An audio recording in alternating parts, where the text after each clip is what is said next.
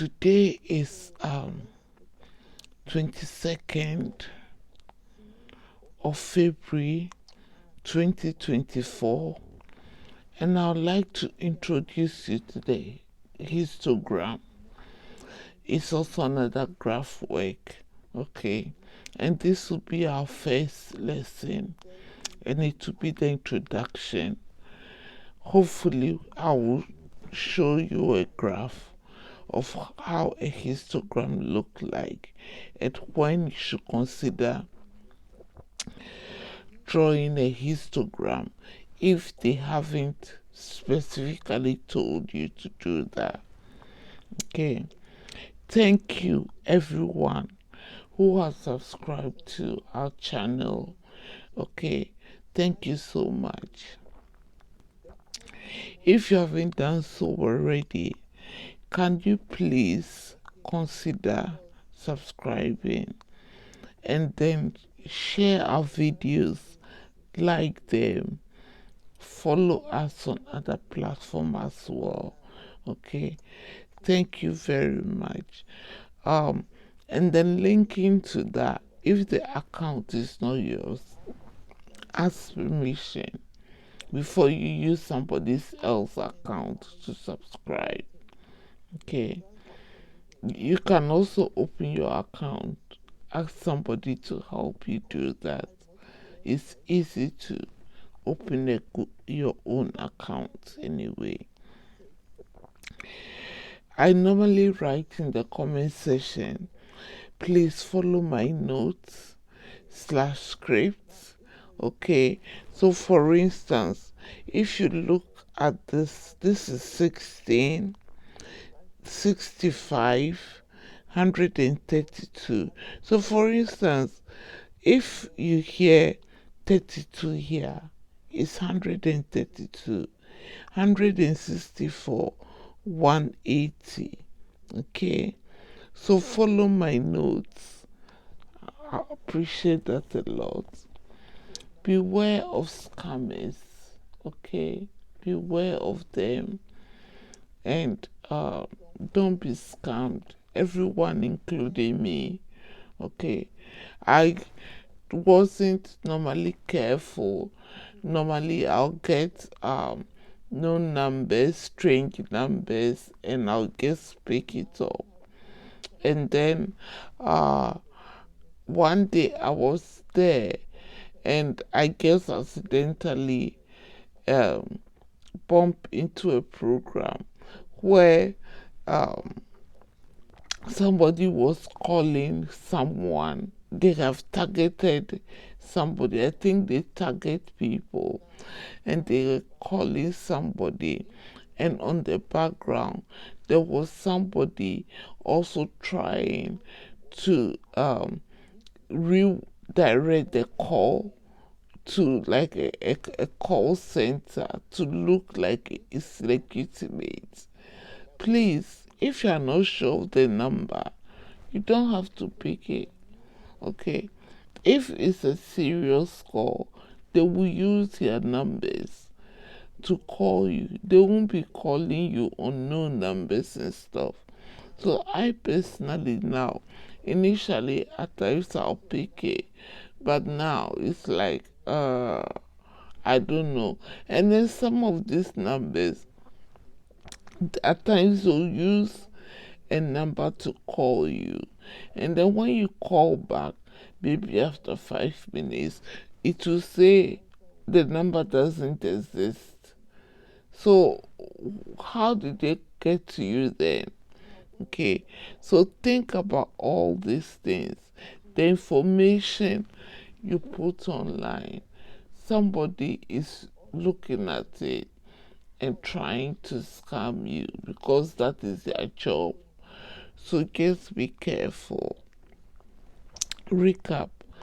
Watch last video for recap. Okay, we've been looking at cumulative frequency curve, the archive, how to interpret it, doing box plotting, and then doing the whiskers. Okay, so please watch the last video for recap. Now, I started today. The table consists, there's a reason why I brought this, because I wanted to compare the table and the data we have here with the data we are going to use today, okay? And when you can do a cumulative frequency curve or maybe other curves, and when you have to do a histogram, okay? So the table consists of marks out of 60, okay? So there was a test carried out for year 11s, 180 of all of them, okay? And then it's out of 60. Now, this table, the marks are 0 up to 12, okay? So from 12 up to 12, 16 people got that. 12 to 24, 49 people got that. 24 to 36, 67 people. 36 to 48 marks, 32. And then 48 to 60 marks, 16 people. So now this is the data you've been given here, okay? So from what we've been learning so far, we can use this because they have equal intervals of 12 each, okay? And then this is equal to 12, okay? And then 12 to 24, less or equal to 12, okay? And this is greater than 12 to 24, greater than 24 to 36. So here, as you can see, the data doesn't overlap, okay? And we have equal intervals. So we can use the upper limits, and then we'll do the cumulative frequency, which we all know, okay? If today is your first time, 16 at 49. So the first column will be 16, and then 16 at 49, 65, 65 at 67, 132, 132 at 32, 164, 164 at 16 will be 180. Now your upper limit is all this here. So you have 12, 24, 36, 48, and 60. So that is the column for the upper limit. And that is the column for cumulative frequency. So far we've done 5 videos on cumulative frequency. Okay, now to plot the cumulative frequency curve, the ogive, you plot 12 against 16, 24 against 65, 36 against 132, 48 against 164, 16 against 130. So your last column here, your cumulative frequency should be 180. Okay, if you don't get 180 here, then your addition somehow is wrong. Now, the cumulative frequency curve will be on the y-axis. So you label your y-axis such that it's up to 180. That will be on the y-axis. The upper limit, okay, no, the upper limit, sorry, that is 60, no 16, okay? your upper limit here is up to 60 because we are using all this data here. Okay, 16 is the frequency, but in the upper limit column you have 12, 24, 36, 48, 60. Okay, 60. So the 60, which is the max, you should have an x-axis that you can scale up to 60. Okay, because we are going to plot 12 on the x-axis and then 16 on the y-axis, all the way down 60 to 180. And then you use your free hand to draw the ogive. And then after that, so I've done the table bit for you. Okay, now draw a cumulative frequency curve. I guess it's explained it, which is the ogive. After you've drawn the curve, it says estimate the mean. So you're going to estimate the mean. So half of 180 will give you 90. So you connect it from the y-axis and find the corresponding x-axis. Okay, and then that is the median. Then you find the interquartile max, which is you need the lower quartile, which is a quarter of 180. You connect it to the ogive and find the corresponding max on the x-axis. You find the upper quartile as well. You subtract. That will be your interquartile max. Okay, this time it didn't say range. Okay, because you are dealing with max of students. Now you can draw the box plot. So after you found the median, the lower quartile and the upper quartile, you use a long ruler, extend it, and then you can draw your box plot. But here, to add accurate whiskers, they are telling you that the lowest max is 8 and the highest is 55. So on your left, you will extend the max to 8.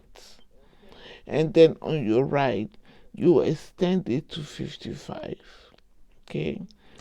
Pupil will get grade A if they scored over 54 marks. Okay. So now, they're asking you, use your ogive to find how many grade A. Okay, you now know from the whiskers that you are going to draw that the highest mark is 55. Okay, so from that you can use that to find how many people. You can use your ogive to find how many people got grade A. Okay, so this is the question. So I'm going to leave you to do that. So here is your starter. I've completed the table for you. I've just talked you through to how you can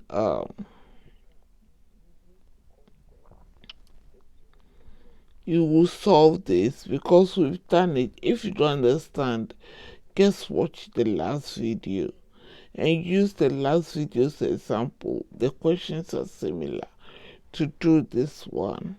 Okay, because if I keep on doing the same questions, we are not going to move forward, and you have a lot of things to do anyway. Okay, so that is the last part of the question. Okay, I expect you to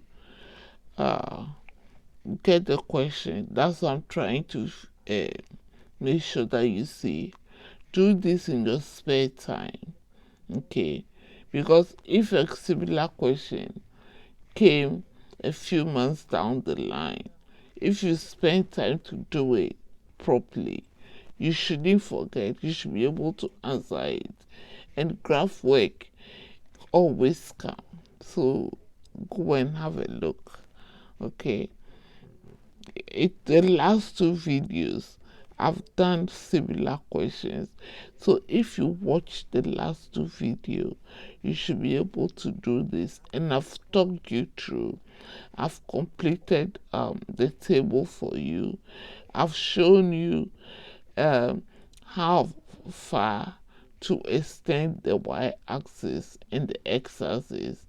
So get a clean graph paper, do it, and when you finish doing it, give yourself a pat at the back, okay? Now, I brought this starter because I wanted to introduce you to the histogram. So I've just discussed the table with you. This table, the marks, okay, have equal intervals. They are not overlapping, okay? So 0 to 12, 12 to 24, intervals of 12, okay? So 12, 24, 36, 48, and 60, okay? Put that at the back of your mind. Now, we want to talk about histograms today, okay? When do we draw a histogram? So the data I just showed you in the starter, okay, which we've been discussing in the last cumulative video, we could use that to do a cumulative frequency curve as long as we use the upper limit and the cumulative frequency, okay? Now, when do we draw a histogram? If the class intervals are not equal, then a bar chart cannot be plotted, okay? A bar chart, they have equal weight on the x-axis. So if it's not, you can't even draw a bar chart with that because they have gaps in between. Okay, so if the class intervals are not equal, then you can't not even plot a bar chart. A bar chart needs equal class intervals. Okay, normally a bar chart have gaps in between. They are not together. We then consider plotting a histogram by creating another column called the frequency density using the frequency and the class weight. Okay, now update your flashcard for me. Okay, so the frequency density, so now with cumulative frequency you only need the upper class limit, and then you need the cumulative frequency, which by now you should know how to do. Okay, now with the histogram you need the frequency density for your y-axis, and you can do that by the frequency divided by the class weight, because the class weight is not equal. There was a question we saw about a lecture center when they were asking about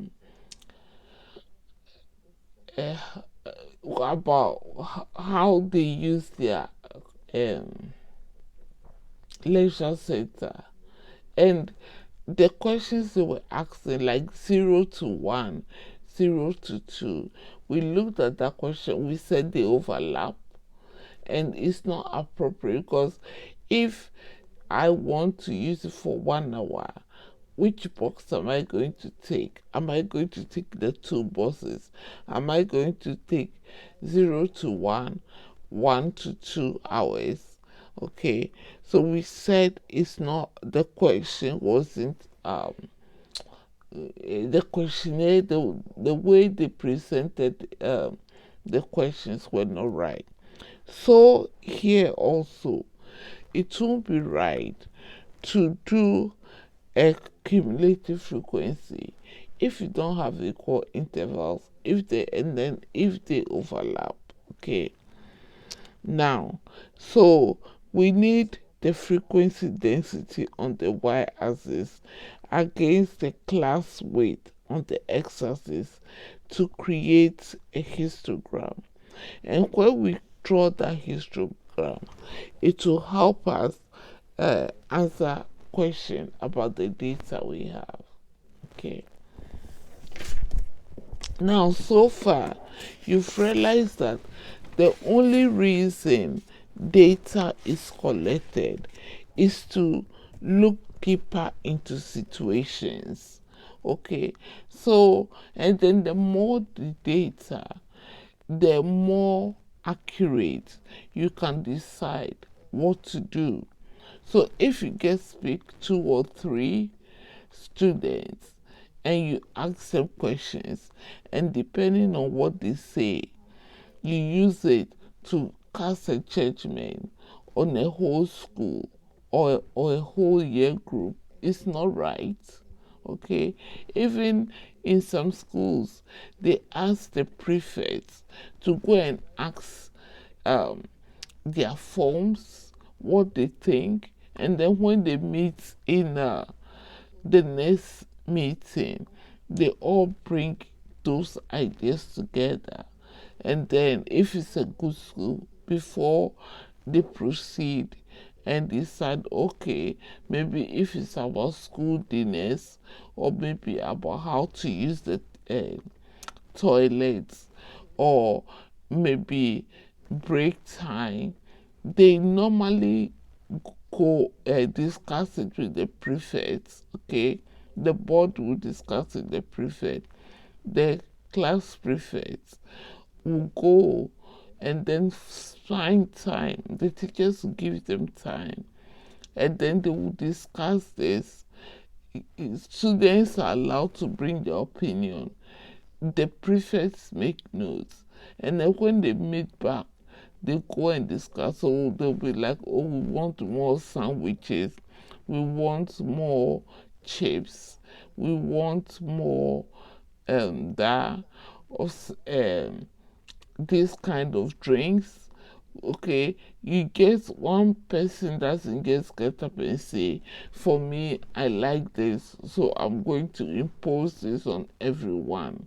Okay, so this is how some schools run their student council.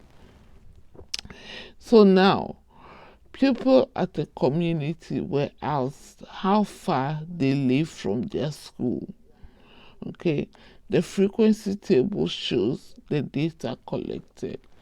So this school is in a community, and then at times they might take the people in year 7, and then some of them might move. Okay, life happens, things happen, or maybe they were ejected, so they have to move somewhere else. Okay, so even though they wrote it before they were taken, in a year things can change for a number of pupils. Okay, so these are questions school asks often. Okay, to find out how many people are closer to the school and nearer, so that maybe if they want to open the school a little bit early or maybe 15 minutes late, then they can consider all these issues. Because if somebody lived in the neighborhood and then because of some issues they have to move far away, then it means that child may have to take 2 or 3 buses to get to the school, and the school doesn't know that because they thought the child lived in the neighborhood when they were taken. Okay, so they have to update all this information all the time so that they can keep an eye on each student. Okay. Now, pupils at the community were asked how far they live from their school. The frequency table shows the data collected. Now look at the data and the one we had in starter, okay, and the one we've had in the previous 5 videos. Look, 0 to 1, okay, 1 to 2, 2 to 6, okay, that is in miles. Now this and that, look at it carefully. Okay, less than 1, greater or equal to.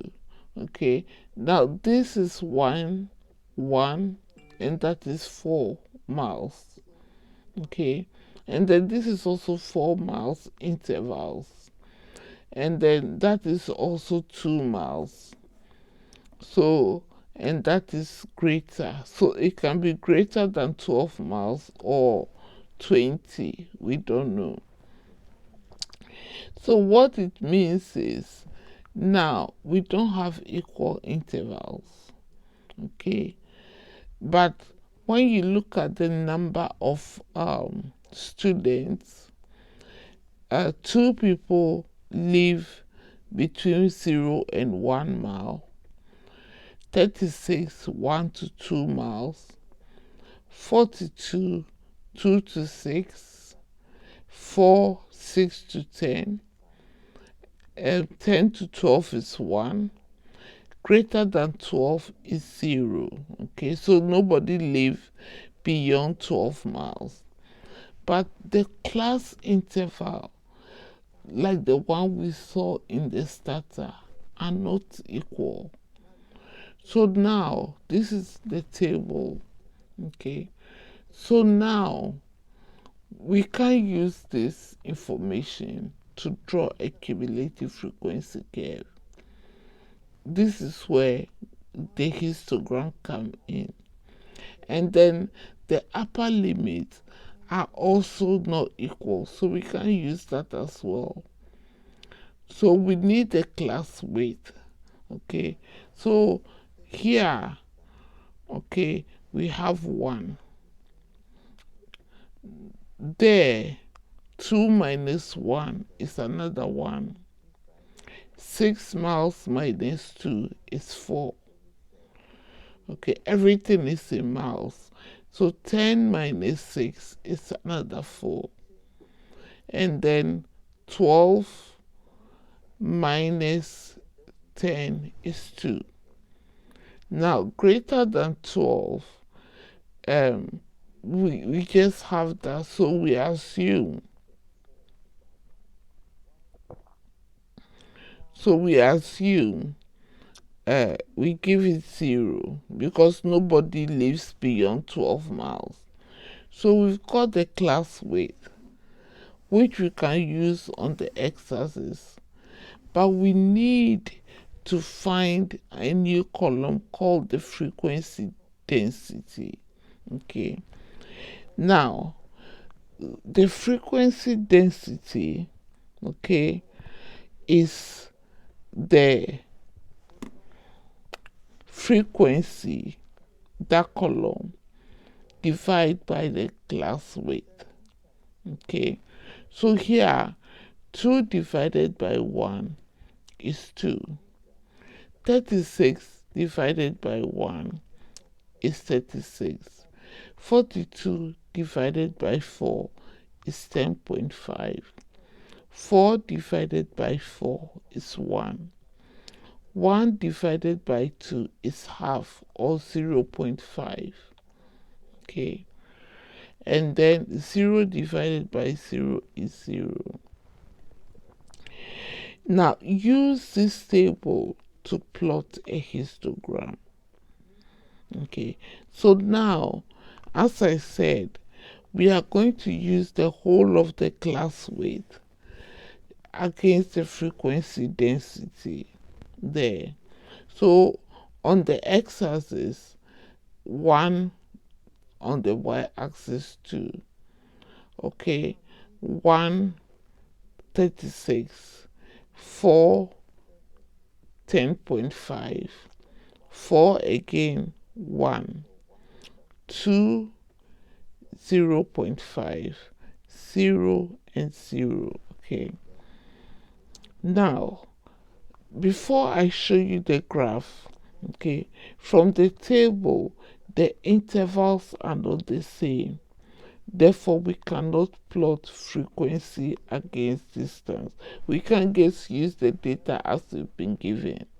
Okay, because if we use it that way, we will plot something and any judgment we make out of it will not be right, and then they overlap. Okay, so assuming you lived up to 2 miles, or from 2 miles to 6, where are you going to put yourself? Okay, you shouldn't get overlapping width. We cannot also draw a bar chart as we don't have equal intervals. Therefore, we can only draw a histogram. So I'm going to show you my histogram. So today, we only have time to do the histogram. And then, so this is how my histogram looks.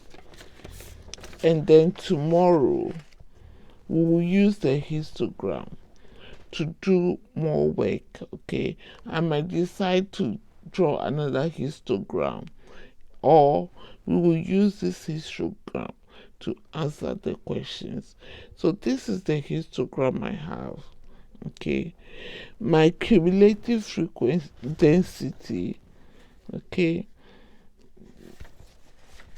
my cumulative density. Yeah, let me show you this before we continue.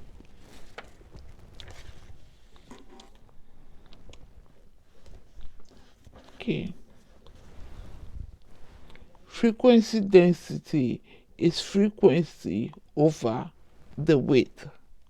Okay, the class width. So put it on your flashcard. Okay, so now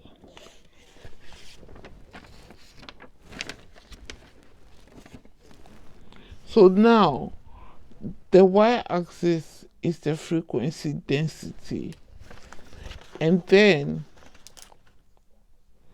the x-axis is in miles. Okay, so now I've shown you the table already, and I'll show you again. So the class width is 0 to 1 miles, and then the frequency density is 2. Look at it. So that's 2.5. Okay, so 2 boxes is 0.5, so that is 2. Then I have another 1 class width, and then my frequency density is 36. So this is 35. So now 36 is there. Okay. Then I have 4, 2 to 6. That will be the next class width. And my frequency density is 10.5. So that's 10. And then that's 0.5. 0.5 is 2 boxes. Use a scale that you can easily read under exam condition. Don't make your work more difficult. Okay, now at the next class width is 4, and then it's 1. So that is the next one, 4. Okay, between 6 and 10. And then that is my 1 there, 4 boxes there. So I have 1, 2, 3, 4. Okay, and then the next class width is 2 there. Okay, and then it's 0.5, so only 2 boxes. and greater or equal to 12 is 0, so I didn't plot it anyway. Okay, so this is how my histogram will look like. On the x-axis is D in miles, how far they live, and it's up to 12 because it's greater or equal to 12. Okay, on the x-axis, on the x-axis is up to 12 in miles. On the y-axis is 0 all the way up to 45, and that's my frequency density. Okay, so that is how my histogram looks. Okay, so I'm going to try and zoom in and get the whole thing. So that's how my frequency density will look. And then I have the date, my title histogram, a graph of frequency density against miles traveled to school. Okay, so this is where our time can get us today. But tomorrow we'll look at how we use it to solve questions. Okay, there. Okay, so update your flashcard. Frequency density is the frequency divided by the class width. So you need to create another column for frequency density and class width to do a histogram. Okay, so now if I'll stop here today, okay, and then tomorrow will be our introduction. So anytime you don't have equal interval, then you can't plot the graph. Then you start thinking of a bar chart or histogram, but it will be appropriate to draw the histogram. Okay, please subscribe, share, like, and follow. Thank you for watching our video today, and I'll see you in the next.